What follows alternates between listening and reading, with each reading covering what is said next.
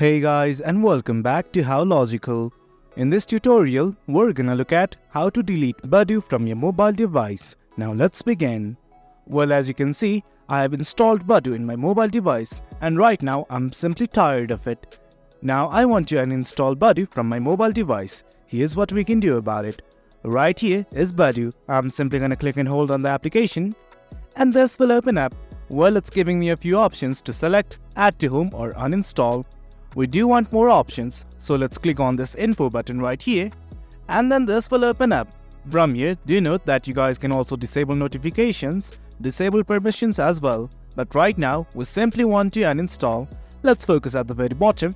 Here, you will find three options to open, uninstall or force stop. The choice is up to you, but right now, we simply want to uninstall. So I'm gonna click on this uninstall button right here and give my confirmation. I'm simply gonna click on OK.